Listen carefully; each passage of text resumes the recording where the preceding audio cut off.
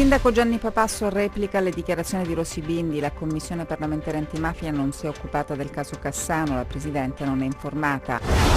L'ANAS è intenzionata a non concedere il collaudo se non verranno risolte entro breve tempo tutte le criticità riscontrate lungo la 106 all'altezza dello svincolo di Borgia interessata da un crollo. I direttori generali delle aziende sanitarie calabresi hanno ottenuto 100.000 euro di premio per gli obiettivi raggiunti, ma il sistema calabrese fa acqua da tutte le parti. Assemblea dei sindaci della Locride per analizzare le risultanze del recente viaggio a Roma per chiedere una sanità migliore per tutto il comprensorio. I treni e la Calabria, un rapporto sempre difficile e complicato. L'ultima criticità è contenuta nell'orario invernale in vigore dal 10 dicembre che penalizza fortemente i pendolari. Buonasera dalla redazione del TG10. Dunque il sindaco di Cassano allo Ionio Gianni Papasso replica alle dichiarazioni di Rossi Bindi, presidente della commissione parlamentare antimafia, che ieri ai nostri microfoni ha affermato che sul Consiglio Comunale di Cassano ci sarebbe una situazione che presenta elementi che possono portare allo scioglimento. La commissione parlamentare antimafia, dice Papasso, non si è occupata del caso Cassano. Sentiamo. Le dichiarazioni di Rossi Bindi, presidente della Commissione parlamentare antimafia sul possibile scioglimento dei comuni di Lamezia Terme e Cassano hanno suscitato allarme e preoccupazione nei due centri, ma riascoltiamo le parole della Bindi. Credo che il Consiglio dei Ministri deciderà questa settimana e a noi della Commissione parlamentare antimafia sembra che ci siano tutti gli elementi per arrivare a questa decisione. So che anche Cassano è una situazione che presenta elementi che possono portare allo scioglimento. Dichiarazioni che per i sindaci dei due comuni interessati pesano come un macigno. Ecco il commento del sindaco di Cassano Gianni Papasso. Le dichiarazioni che ha fatto mi lasciano perplesso, soprattutto hanno creato vivo allarme nell'intera popolazione, perché, vado ripetendo da tempo, la mia amministrazione ha operato sempre con estrema correttezza all'insegna della massima trasparenza e proprio ieri abbiamo testimoniato come si fa la lotta alla criminalità organizzata quando abbiamo acquisito la villa del boss Forastefano per utilizzarla a scopo sociale. Dico questo anche perché so con certezza che la Commissione parlamentare antimafia non si è occupata del caso Cassano. Ho chiesto io di essere audito e da quanto mi risulta l'ufficio di presenza della stessa ha ricevuto la mia richiesta e ha deciso che anziché audirmi mi avrebbero chiesto una relazione a riguardo. Quindi la Commissione parlamentare antimafia non conosce lo stato della pratica. La nuova 106 sprofonda. È successo nei pressi dello svincolo di Borgia, nel Catanzarese, dove si è aperta una voragine della corsia, riaperta appena un mese fa dopo i lavori di consolidamento. Lavori non risolutivi, dice l'ANAS, che minaccia di non approvare il collaudo dell'opera. Sentiamo Anna Franchino. Ecco il cedimento della nuova 106, siamo all'altezza dello svincolo di Borgia nel Catanzarese. Qui un mese fa la corsia era già stata riparata per un altro avvallamento. L'intervento di consolidamento e ripristino realizzato dal contraente generale è venuto giù così come l'asfalto alle prime intemperie e l'ANAS allora non ci sta e tuona. Non è tollerabile, servono interventi urgenti per ripristinare ogni criticità, altrimenti l'arteria resterà chiusa per molto tempo.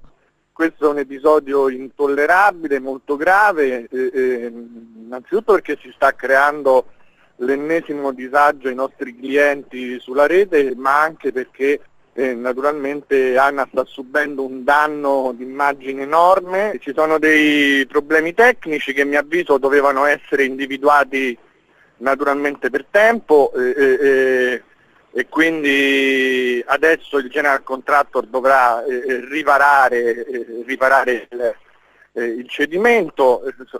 Ci siamo informati anche oggi, so che stanno operando. ANAS non molla la presa sulla 106 Varà, ha segnalato tutta una serie di ulteriori difetti che il general contractor deve riparare, e lo dico con estrema fermezza, con estremo rigore. Noi non collauderemo l'opera fin tanto che il general contractor non avrà ripristinato tutti i difetti che abbiamo segnalato.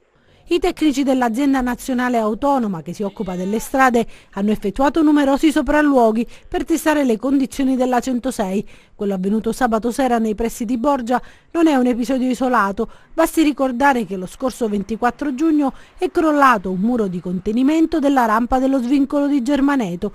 Episodi inammissibili, dice il capo compartimento dell'ANAS, che annuncia azioni legali. Abbiamo attivato tutte le procedure interne, individuare le responsabilità naturalmente di questo ennesimo episodio e anche per capire se ci sono gli estremi anche per eventuali danni nei confronti del general contractor.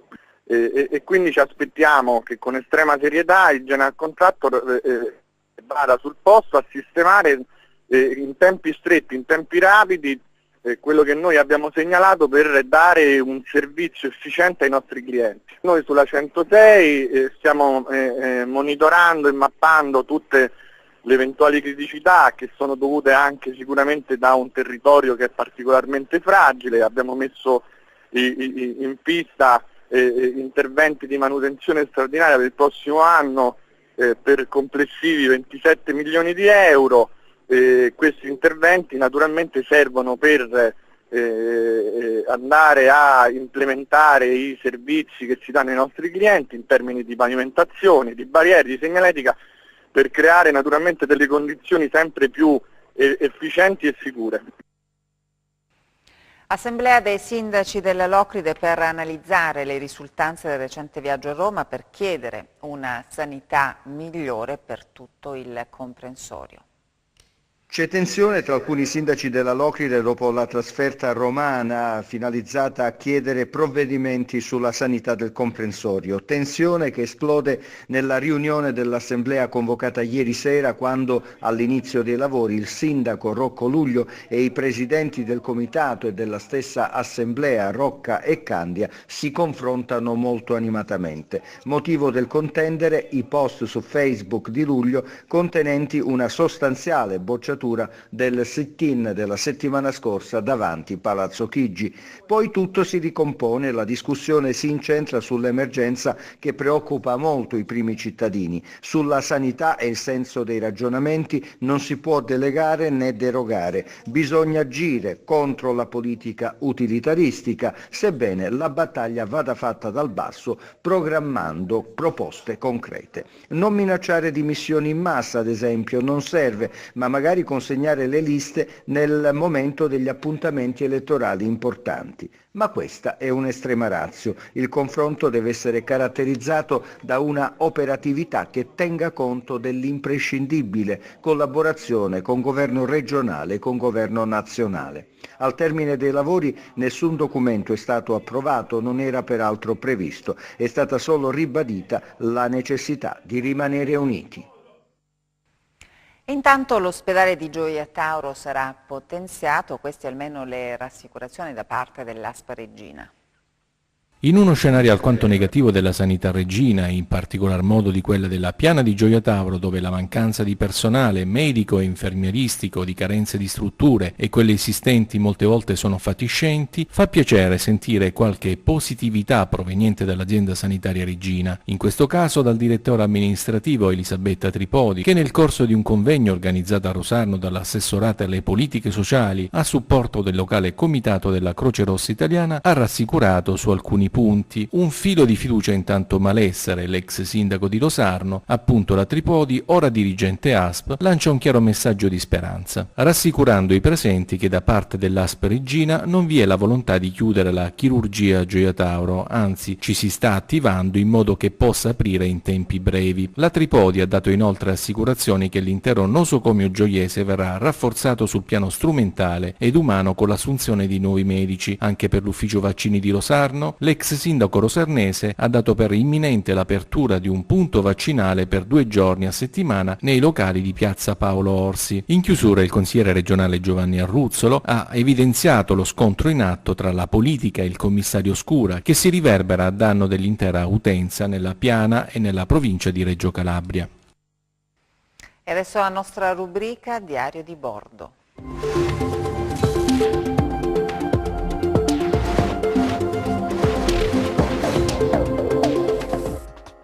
Regione ha annunciato un esposto denuncia contro il comune di Cosenza in riferimento a quanto dichiarato dall'ente al TAR, che ha poi bocciato il ricorso sulla vicenda del PSC.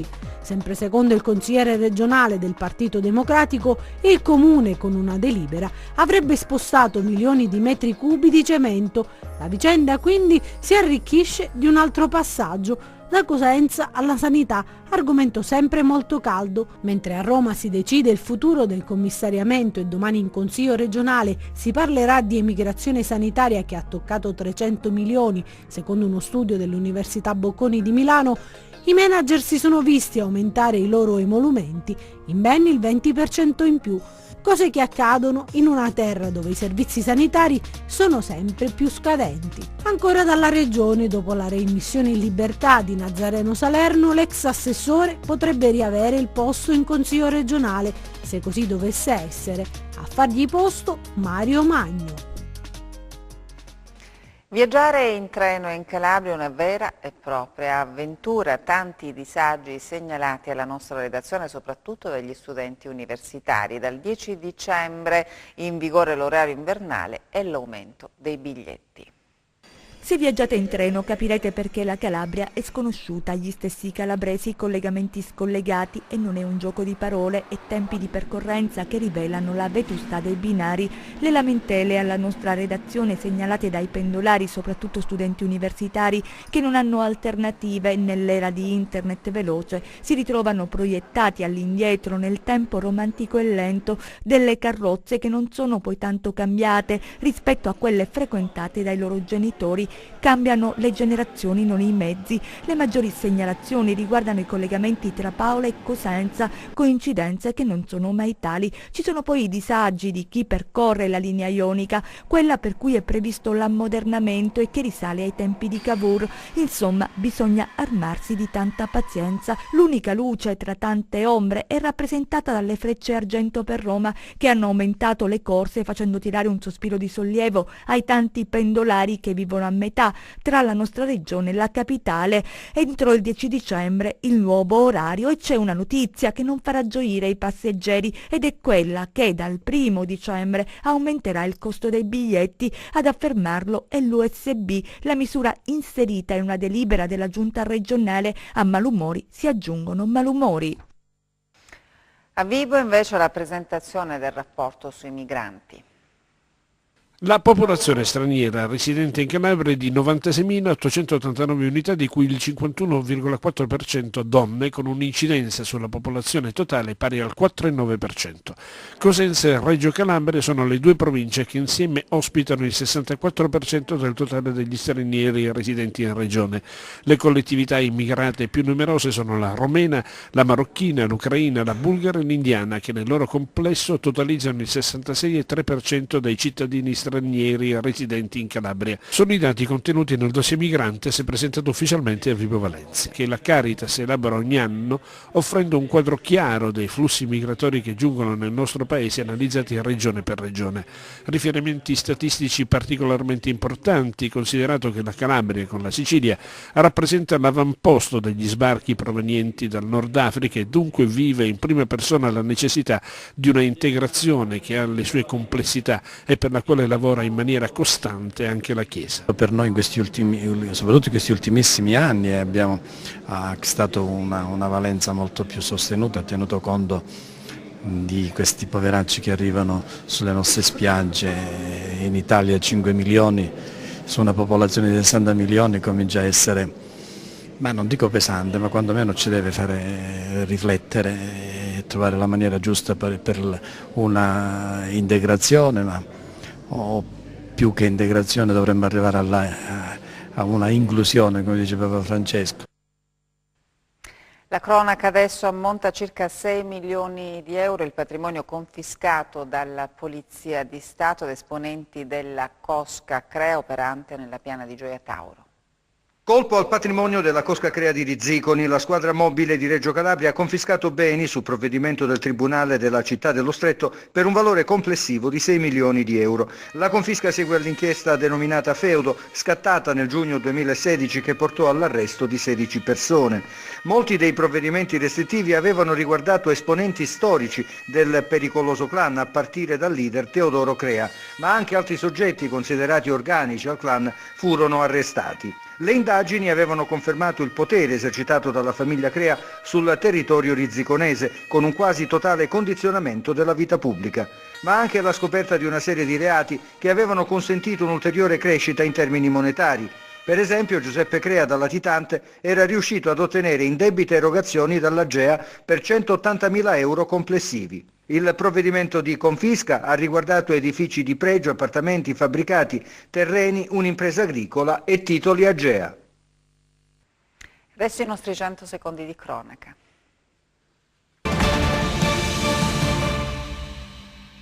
Aveva 10 grammi di cocaina suddivisa in 21 dosi. Un 26enne è stato arrestato dai carabinieri a Rossano, nel Cosentino. L'uomo ha tentato la fuga alla vista dei militari che lo hanno inseguito nel centro abitato della città, riuscendo a bloccarlo. Oltre alla cocaina trovati 3.400 euro e un bilancino di precisione. Il 26enne è accusato di detenzione ai fini di spaccio di sostanze stupefacenti. I carabinieri di Malvito, insieme a quelli forestali di Fagnano Castello, hanno denunciato 4 persone per reati in materia ambientale, deturpamento di bellezze naturali e furto aggravato. I militari avrebbero accertato che i mezzi di 3 società avrebbero distrutto gli argini del fiume Esaro per creare una pista transitabile senza alcuna autorizzazione, nei guai gli amministratori delle aziende agricole. Riunione in prefettura a Reggio Calabria per l'emergenza frana che ha interessato un tratto della statale 18 tra Bagnara e Scilla, decisa l'attivazione della vigilanza sulla strada per consentire il passaggio degli automobilisti, avviata la procedura di consolidamento dei costoni, il cui costo è di 990.000 euro. Un quintale di materiale pirotecnico è stato sequestrato dai carabinieri durante un controllo alla circolazione stradale a Serra San Bruno nel Vibonese. All'interno dell'auto i militari hanno rinvenuto 2.740 artifizi pirotecnici per un totale complessivo di 96 kg. L'uomo è stato denunciato.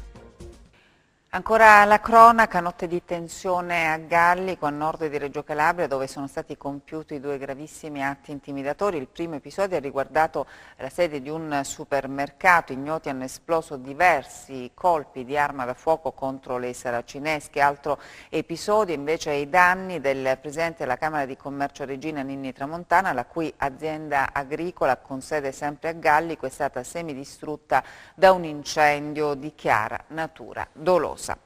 Celebrata come ogni anno la Virgo Fidelis, patrona dei Carabinieri, vediamo nel servizio la cerimonia officiata dal Vescovo Nolè nella Cattedrale di Cosenza.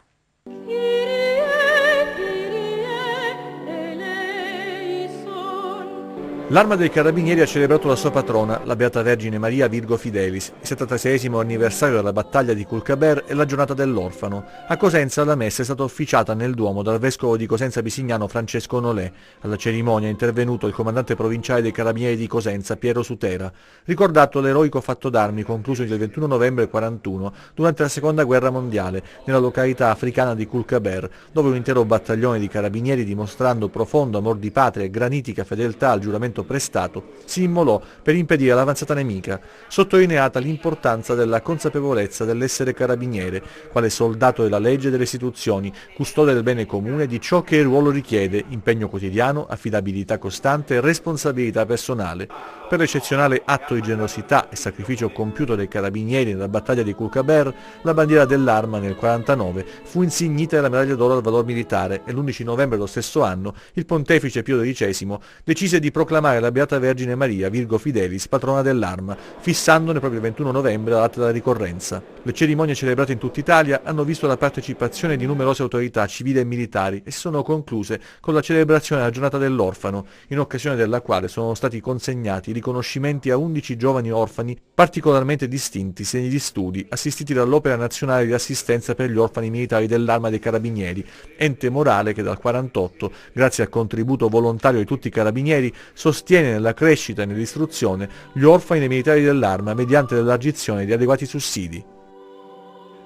Nuove speranze per i malati di sclerosi multipla. I farmaci che stanno per essere introdotti sul mercato, secondo gli esperti riuniti in un congresso a Rende, avranno un'efficacia maggiore. Nuove terapie farmaceutiche per il trattamento della sclerosi multipla, uno degli argomenti più attesi tra quelli trattati nella 3 giorni del congresso meridionale di neurologia organizzato a Rende. Dai medicinali di ultima generazione, la speranza di migliorare il contrasto ai sintomi invalidanti e alla progressione della malattia nelle 2 diverse forme. Per le forme recipivanti e remittenti è stato approvato l'uso della cladribina, che è un farmaco orale molto potente ma con pochi effetti indesiderati. È in corso di inserimento nel prontuario nazionale l'ocrelizumab, che è un farmaco infusionale. Entrambi questi farmaci hanno una potenza di circa l'80-90% di riduzione delle ricadute. Altri farmaci sono in corso di sviluppo, non soltanto di tipo immunosoppressivo, ma anche per stimolare la crescita di nuova sostanza cerebrale persa, la mielina, o addirittura per evitare lo sviluppo di alcune infezioni che possono portare a un peggioramento della malattia, e anche un vaccino nei confronti di un retrovirus, di un virus cugino del virus dell'AIDS, è in corso di sviluppo. Velocizzare la diagnosi delle forme progressive per intervenire celermente e puntare sulle terapie combinate per avere maggiore efficacia. Noi speriamo entro i primi 6-9 mesi del 2018 di poter trattare pazienti con ocrelizumab, quindi pazienti in forma primeramente progressiva, anche se limitatamente a quei pazienti che sono ancora in grado di deambulare, quindi a un EDSS fino a 6.5, quindi ancora che possono utilizzare il deambulatore, per fare sì che questi pazienti non progrediscano quindi nell'evoluzione delle malattie, e quindi noi veramente non prescriveremo più, speriamo, carrozzine per i nostri pazienti, non prescriveremo più letti e probabilmente non andremo anche a terapie estreme. Il congresso è stato strutturato in 3 giornate per affrontare 3 temi specifici. Il primo giorno abbiamo parlato di Parkinson, nel secondo giorno di stroke e oggi stiamo parlando di sclerosi multipla, 3 fra le patologie più importanti della neurologia. Emblematico il sottotitolo scelto per presentare il congresso, l'importanza di fare rete. Non è un solo professionista a occuparsi di queste patologie, ma soltanto la rete attraverso più figure professionali può aiutare nella risoluzione di 1000 problematiche che affliggono quotidianamente queste persone. Abbiamo pensato di fare rete non solo all'interno del nostro ristretto nucleo, ma allargarlo all'interno dei centri meridionali. Nuovo prestigioso incarico per Massimo Missiti, ortopedico calabrese, che è stato nominato segretario della Presidenza del Collegio Italiano dei Chirurghi, l'associazione che rappresenta l'aggregazione di quasi tutte le società scientifiche di area chirurgica del territorio nazionale. Missiti, in rappresentanza della SIE, la Società Italiana di Artroscopia, entra in un direttivo guidato dal professore Filippo Latorre, direttore della chirurgia d'urgenza del retto e pavimento pelvico presso il Policlinico Umberto I di Roma, con loro altri 19 consiglieri. Un nuovo importante incarico dunque per il dottore Missiti dopo la nomina nel direttivo della SIA, la società che raggruppa oltre 1800 ortopedici in tutta Italia. C'è tanto da dire e da fare per la sanità calabrese, ha detto Massimo Missiti. Gli incarichi nazionali di cui sono stati investito serviranno anche per portare la voce dei calabresi al di fuori dei confini regionali. Anche quest'anno a Cosenza la festa dell'albero. Dal 1898, il 21 novembre di ogni anno in Italia si celebra la festa dell'albero per promuovere l'importanza del verde e per contrastare le emissioni di CO2, l'inquinamento dell'aria, prevenire il rischio idrogeologico e la perdita di biodiversità. L'iniziativa, voluta dall'allora ministro della Pubblica Istruzione Guido Baccelli, è stata istituzionalizzata nel 1923 nella legge forestale, con l'obiettivo di infondere nei giovani il rispetto e l'amore per la natura e per la difesa degli alberi. L'amministrazione comunale di Cosenza ha scelto la centralissima scuola Zumbini per celebrare la festa dell'albero in un modo molto singolare e simbolico, facendo suo il motto di Legambiente: il futuro non si brucia. Questa messa a dimora vuole essere un valore simbolico al fine di rimpiantare tutto ciò che il fuoco e l'opera negativa dell'uomo ha provocato. Ma l'occasione mi è anche utile per dire che da parte dell'amministrazione non c'è soltanto il valore simbolico della giornata odierna, perché abbiamo già in programma, e a giorni inizieremo l'opera, una opera di impianto in tutta la città di circa 500 alberi. Una parte verrà messa a dimora subito, un'altra parte all'inizio del prossimo anno, e verranno coperte varie zone della città. Ragazzi, docenti ed amministrazione comunale hanno poi piantato un albero d'ulivo che è stato adottato dagli stessi allievi. È un dono graditissimo per celebrare questa giornata europea. I ragazzi hanno scelto il nome Uliver per assonanza, quindi lo cresceremo tutti insieme con amore. È la testimonianza di un lavoro interistituzionale che ci vede compartecipi di iniziative che sono tutte finalizzate alla crescita, all'educazione, alla formazione dei nostri futuri cittadini e dell'area urbana. E adesso le previsioni del tempo.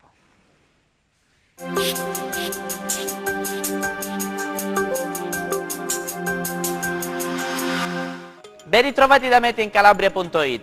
Condizioni di tempo stabile sul nostro territorio grazie alla presenza dell'anticiclone delle Azzorre che ci proteggerà dal maltempo per qualche giorno. Vediamo quindi le mappe in dettaglio. Domani residue nubi sparsi sulla fascia tirrenica ma con scarsa probabilità di fenomeni.